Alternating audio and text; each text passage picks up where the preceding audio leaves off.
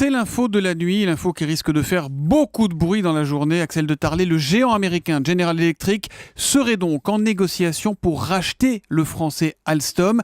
Alstom, ce sont les TGV pour faire simple. Oui, c'est une bombe. Alors Alstom, c'est les TGV, mais ce sont aussi les trains à grande ligne, les TER, les tramways, les métros qui sont vendus dans le monde entier. 11 tramways viennent encore d'être livrés à Dubaï. Alstom, ce sont les centrales électriques. Le groupe est numéro 1 mondial pour les turbines de barrages hydrauliques. Vous savez, ces énormes turbines, ce sont des éoliennes. Alstom, c'est 93 000 salariés dans le monde, dont 18 000 en France. C'est un groupe qui est quasi bicentenaire. Son histoire remonte dans un atelier de locomotive à Mulhouse, en Alsace, en 1839.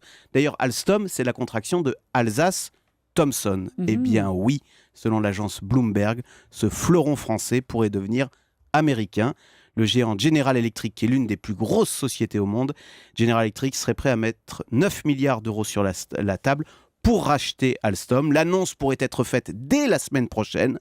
Alors Alstom dément, mais le gouvernement français aurait bien évidemment été mis dans la confidence, et surtout le groupe Bouygues, qui détient 29% d'Alstom, eh bien Bouygues serait vendeur. Mais si c'est un géant, si c'est un fleuron, pourquoi Bouygues serait-il vendeur, Axel ? Qu'est-ce qui ne va pas chez Alstom ? Eh bien en fait Alstom va mal, le groupe, il faut le dire, enchaîne les plans sociaux. Non pas que ses produits soient mauvais, mais en ce moment à cause de la crise, les États, les régions achètent beaucoup moins de trains par exemple, idem pour les centrales.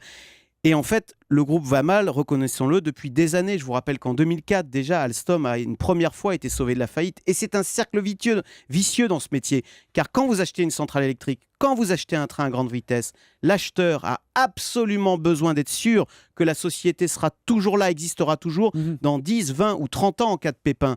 Donc vous voyez, les clients hésitent, ils se méfient, ils hésitent avant de se fournir chez Alstom. Mais alors que peut faire le gouvernement ? On entend déjà Arnaud Montebourg pousser des hauts cris, j'imagine. En 2004, vous l'avez dit, le gouvernement était intervenu pour sauver Alstom de la faillite déjà. Voilà, sauf que là, il y a un acheteur qui est très sérieux, c'est General Electric. Non, en revanche, il y a peut-être une solution alternative, c'est la solution allemande, faire un Airbus du rail. Vous savez, ça fait des années que les Allemands de Siemens, qui fabriquent leur propre TGV, l'ICE, ça fait des années que les Allemands rêvent de racheter Alstom. On nous présente ça comme l'Airbus du rail. Alors jusqu'à présent, les Français ont toujours dit non.